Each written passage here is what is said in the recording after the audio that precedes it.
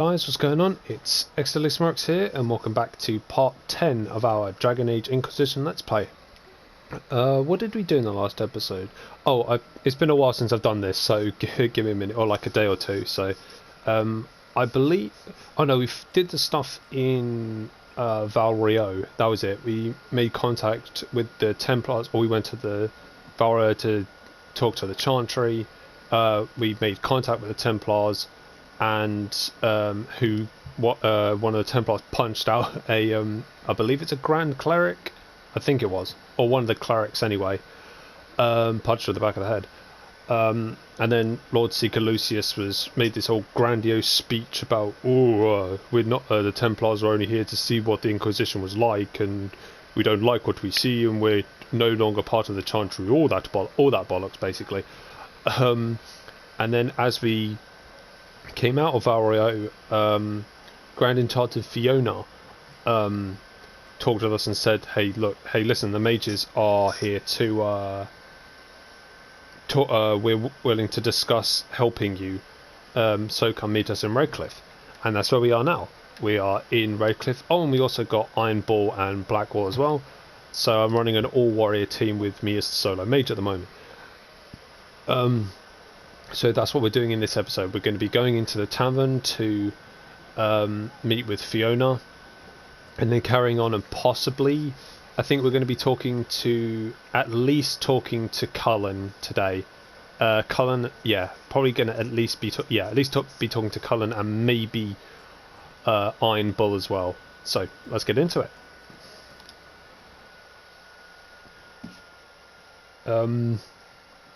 I'm trying to think of stuff just to talk about. In regards to, I think I did mention about what if we're talking base missions, why I prefer that being the Templars one, because I just find it a lot more fun in terms of gameplay. But if we're going story, if we're taking everything into account, that being story and all that, and I guess significance, really, and personal preference, I just prefer doing the mages. Welcome, agents of the Inquisition. Yeah. So...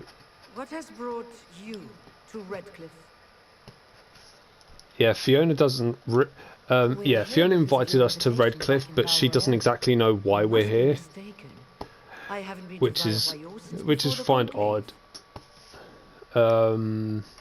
Well... That's very strange, because someone I don't know. I mentioned it in. I think I mentioned it in the last episode that Fiona is Alistair's mother, but I believe I don't think I mentioned she also used to be a Grey Warden, and Fiona's birth was Alistair's birth was kind of, I guess, miraculous. Well, I'm a mage, I'm right here. There's... As one indenture to I no longer have the authority to yeah. Grey Wardens are basically almost sterile. Well, no, they're not. No, they're not sterile. It's like a really, really, really, really low percentage chance of them like giving birth to some. Like giving birth to a baby. So... Welcome, my friends. I apologize for not greeting you earlier. Look at him. That is definitely a face you cannot trust. Allow me to introduce Gary and Alexius, that is a face you cannot trust. The Southern Look at mages that. are under my command. He definitely looks evil. Are the survivor? Yes. The one from the Fade? Interesting. See, no one else would know that unless you were like Cassandra or like members of the Inquisition, because I don't think they said she survived. There's no story that the Inquisition have put out saying that Selena survived the Fade. They just said Andraste shielded her, or no, Andraste rescued her.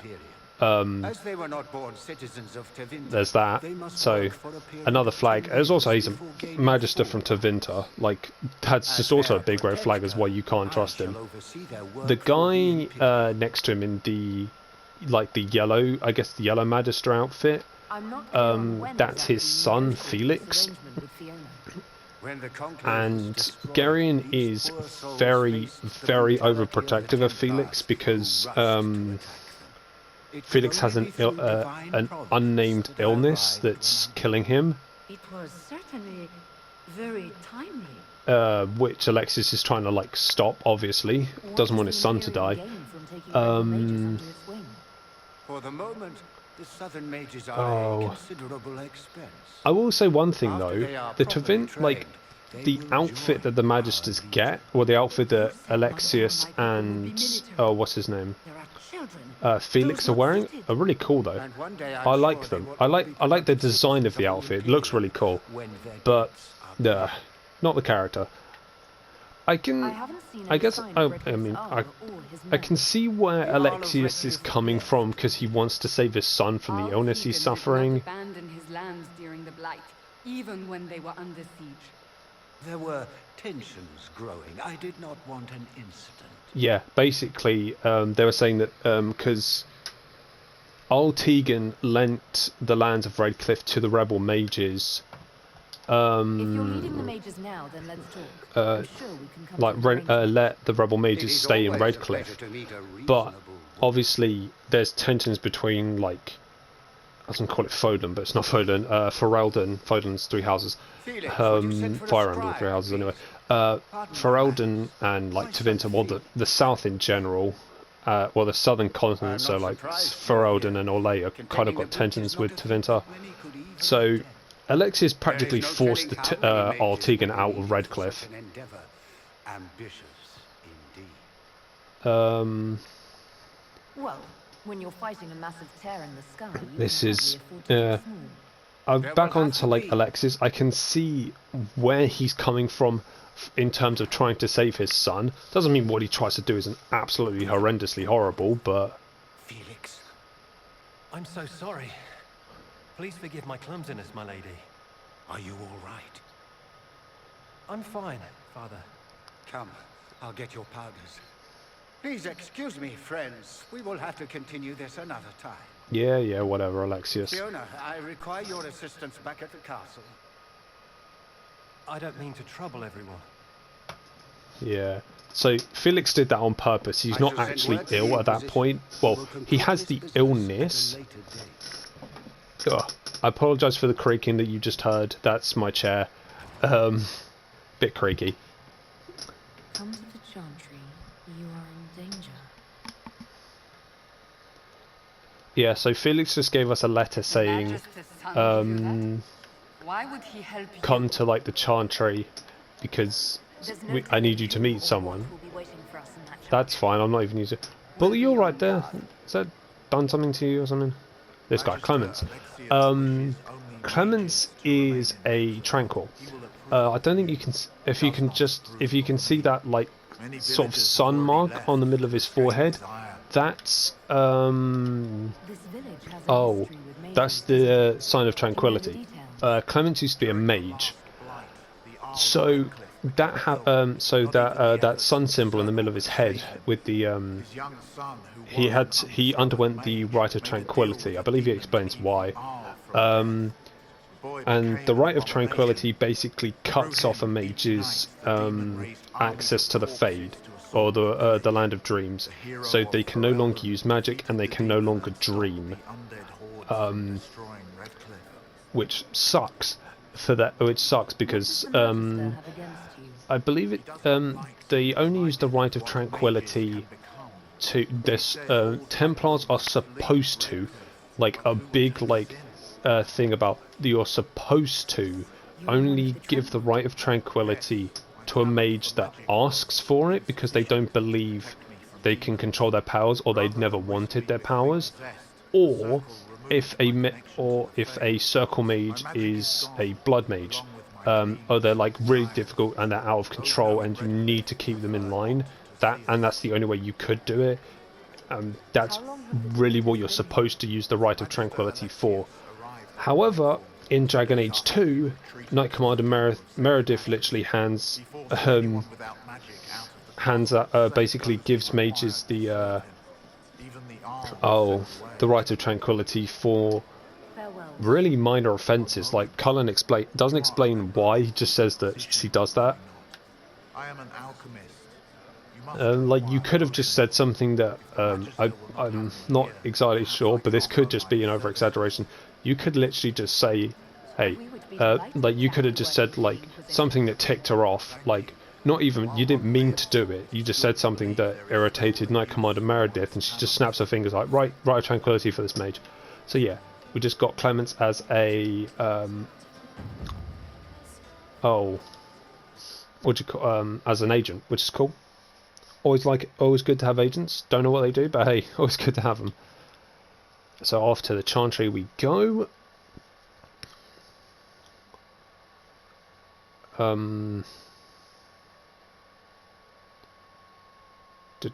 Loading screens, gotta love them. Oh, excuse me. So the guy we're about to meet, Dorian, is the second, well, one of the three mages we get. Essentially, he's the last. If you go and get Vivian when you're invited to the salon, then he will be the last mage you get.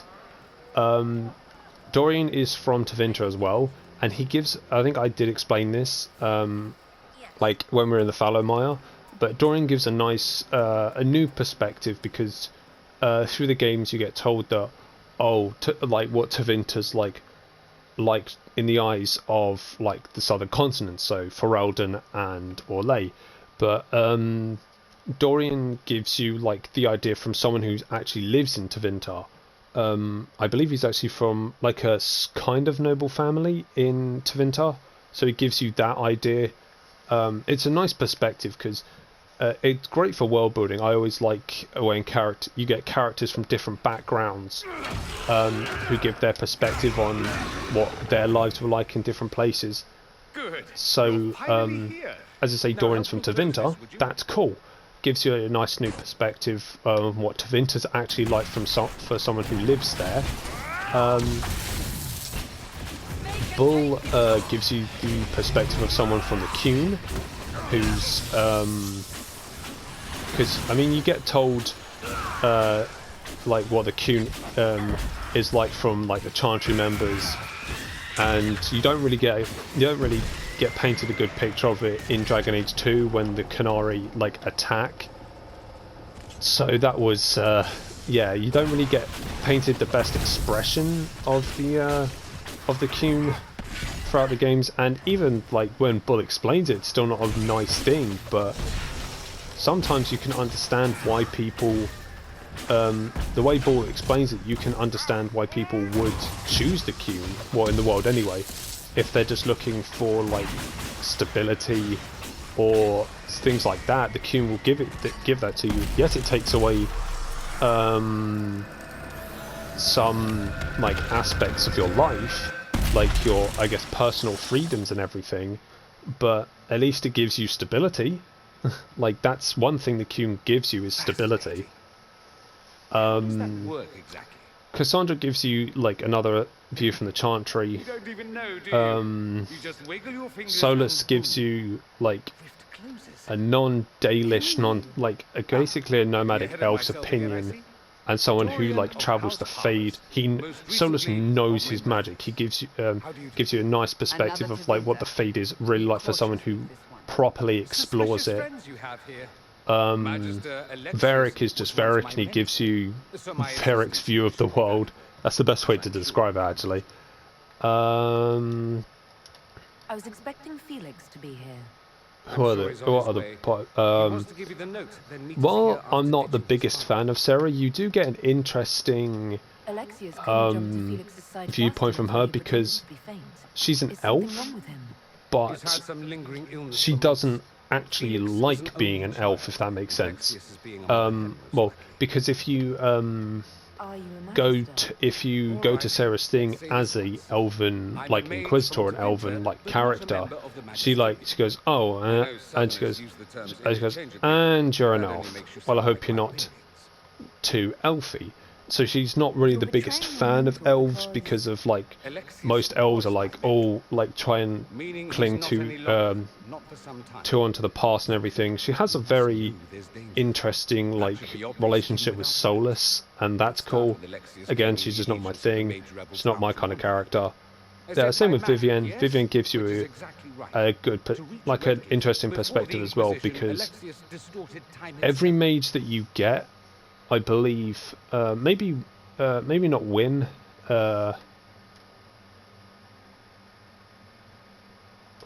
He arranged it so he could arrive here just after the Divine died. You catch on quick. But Vivienne gives you the opinion of someone who was like a circle mage, but actually actually agrees with the circle like the circle system and all that, and is pro Templar and everything, which is a nice viewpoint. I'm just not a big fan of her attitude and how she comes off sometimes. Granted, I can respect her viewpoint. And I can respect where she's coming from and her like views of the world, and how she goes about, like she doesn't take shit from anyone and wants to like get her goals no matter who stands in her way. But just she's not my kind of character either. Yes, I can see. To be fair, I can see why people wouldn't like other like the characters in this game. Like Solus does come off as a bit like a bit of a know-it-all when it comes to magic. And I can tell you one thing. Bull can. I can see why people wouldn't like Bull. He can be a bit like too like out there at times, and he can be a bit of a meathead sometimes. Who else? Cassandra can be abrasive and that can turn people off. Blackwall's just a consummate liar, so I can see why that turned people off. There's already a hole in the sky. I'm trying to think of reasons why it would turn why people wouldn't like Varric. They're obsessed with I know, but I don't know why. I mean, he kind of doesn't take, sometimes he likes to crack jokes to make sure it doesn't seem too bad, but then Varric does take this whole Inquisition, like, trying to, like, help seriously, more than Sarah does, in my opinion, anyway. I've explained why I don't like Sarah and Vivienne. All this for me. I can see why people wouldn't like Dorian, because, well, Dorian's full of himself. But it's also Dorian is charming, I'll give him that, and he is a very handsome man, but I can see like him always being full of himself, like, and that will turn people off. Try not to get yourself killed. There are worse things than dying, Dorian. Yeah, so yep, that's Dorian and Felix done. Well, not really. We still got to do we still got to get to the war room, but that's not what we're going to be doing. We're going to be talking to Cullen. To be honest, you don't actually need to talk to Bull to get his personal quest. But I'm going to talk to Bull because I like talking to him. Or maybe we'll do that in the next episode. Because I need to talk... I don't know. I'm definitely talking to Cullen. Like, that's 100% happening.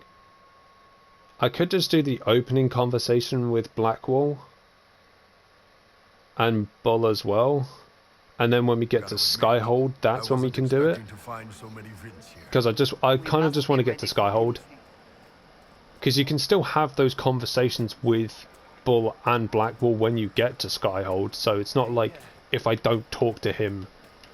If I don't talk to them now, I'll never get the conversations. No, I think you can still talk to them, do those conversations with them while they're in. That's the last one for Varric, but we need to be... That's for a dragon, and... Oh boy, no. We're going back there anyway. These are all the other stuff. I could probably do those now. What level am I? 9. I'm only 3 levels behind, so yeah, I could do those. But we're going to do them off screen. So, okay, here's what we're going to do.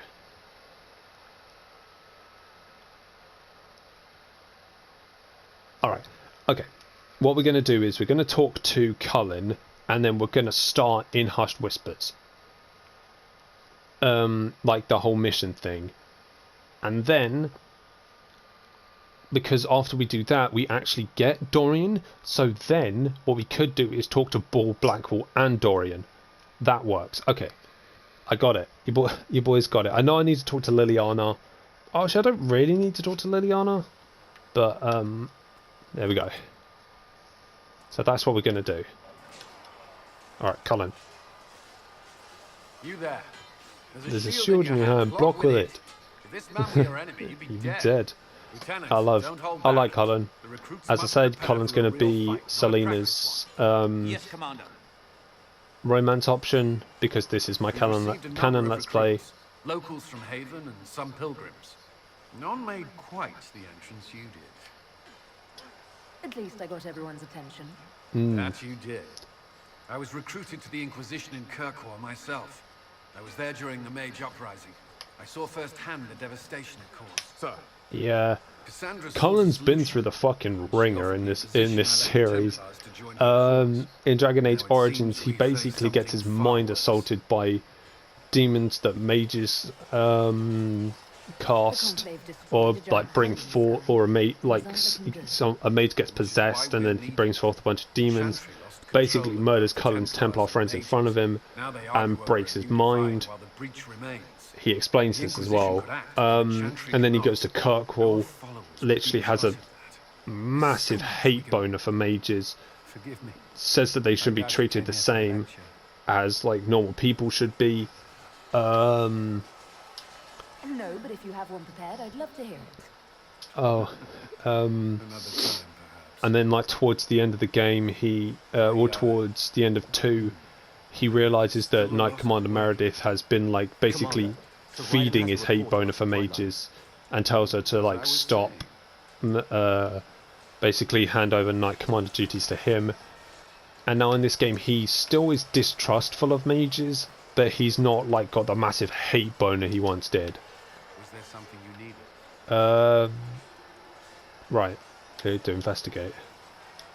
I'd like to know more about the Templars. If you need insight Yeah. into what the Order is doing now, I'm Oh, afraid I can't Jesus. offer more than you Oh. already know. Anything else, I will answer as best I can. Yeah. Why did you join the Order? I could think It's of no kind. better calling. I do like Cullen. I kind of like all the romance options, but as I say, not really. A lot of them are kind of my I must have shown a promise, or at least a willingness to like are my type. Like I like Cassandra, but I can't see her as like an romance option. Same with who's the other one I can't really see. Blackwall I can't really see. Still so young. I wasn't the youngest. I could see Blackwall as a friend, but like not as a Still, I didn't take on full responsibility. oh, like a romance partner. Overseas you trained and educated first. What about your family? That's kind of it, really. Oh, Dorian, because I don't really go that way. There's who else? I went through all of them. Josephine I like, but her romance compared to like some of the others like Solus and Cullen, her romance kind of lacks. Bull's one just I like Iron Bull's romance just because A, I like Iron Bull and it's quite hilarious at times. Especially after you do the whole Dragon Horn thing. Or no, not Dragon Horn, Dragon Tooth thing. It's quite funny. What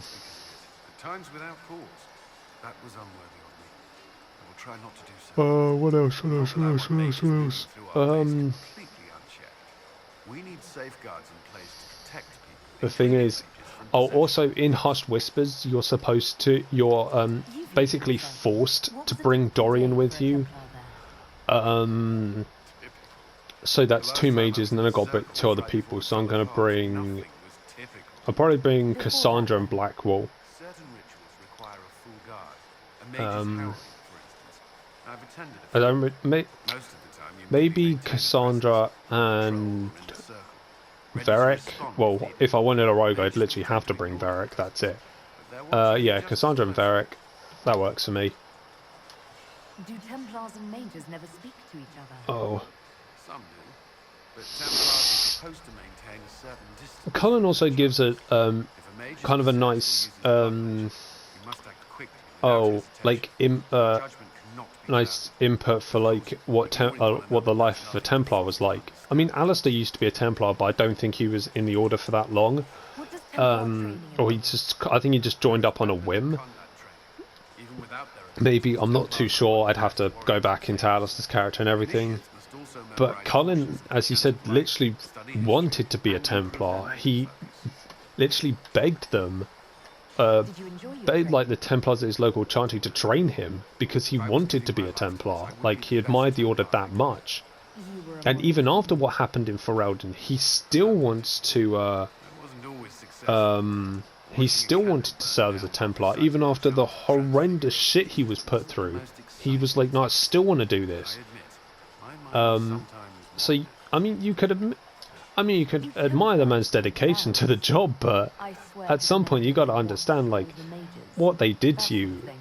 What they did to you, Colin, you could easily be like, nah, I don't want to do this Templar stuff anymore. But hey, and also Cullen has a nice, I don't really want to call it a subplot because it kind of revolves around his character. That A life of service and oh, sacrifice. Are Templars also expected to give up Templars are physical basically fed temptations? lyrium to make sure they have like so they can help like subdue out of control mages. But the one thing is, lyrium's not really supposed to. I was gonna say lyrium's not really supposed to be ingested because it's kind of not. But lyrium is addictive. Have you? So there are Templars out there that get addicted to lyrium and keep taking it. So there's that, and Cullen no longer takes it. And there's a nice bit in the second. I don't want to say nice because obviously it's not a nice thing to go through. Personally, I haven't gone through it, but watching Cullen like struggle with like the withdrawal symptoms of it is just, oh, it does hurt at points because it's like you want him to. You don't want him to be in pain, but it's like if he takes it, it's not gonna end like You haven't seen Ferelden in 10 years. like well for him, because I think it's if you actually tell him to take, if you don't romance him and you tell him to take it, Colin actually ends up as a beggar, like basically begging people for money, or like either money or for lyrium. Like that shit hurts. Like he retaking lyrium forces him to do something like that. But if you don't tell him to take it, he still gets it still hurts obviously with the withdrawals and stuff. What happened at the Circle But Tower? he becomes like a better person because of it. Like he doesn't need it anymore, he doesn't rely on it. Which is pretty cool. I like that.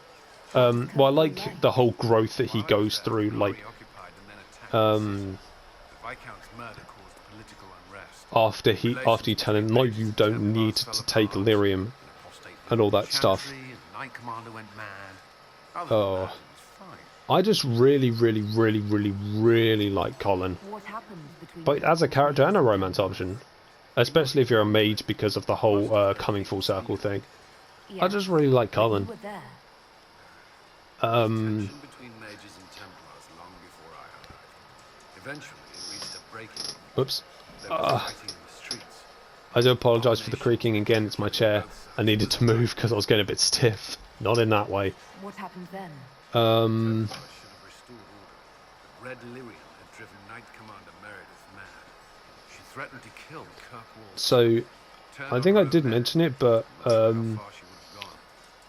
lyrium is found underground and it's mined by it can only be mined by dwarves, because dwarves have no connection to the Fade, and I think raw lyrium actually hurts or kills people who are like connected to the Fade, so like humans, elves and Canari. It hurts.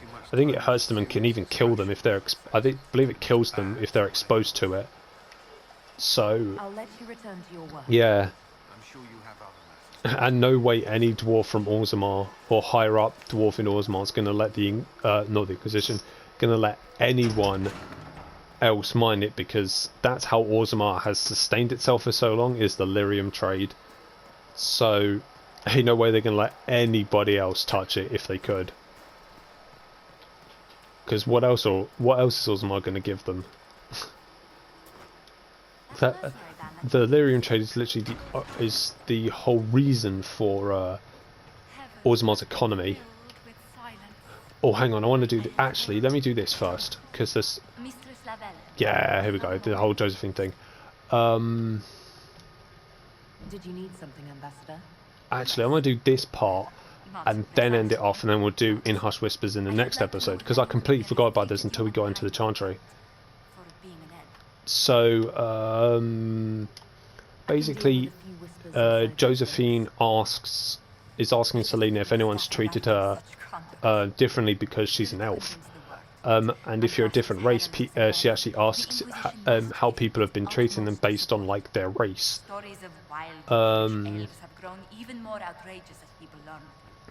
Yeah, it's How have the rumors gotten worse? Yeah, people are spreading like nasty rumours about the Dalish and all that stuff. It's it does show like the art. It does show like how low people are willing to like sink for to do to like discredit someone, basically, or basically show that, oh look, this person's from basically from like this race of people and they do this. How are we supposed to support someone who's like basically the same person? Like, basically, how are we supposed to support someone who has ties with people that do this stuff? And it's like, you're just mental. As I say, it just shows how desperate people are to discredit people. Yeah. See, and I like Josephine because when she hears this stuff, she approaches. She basically says, "How can I help? Like, let me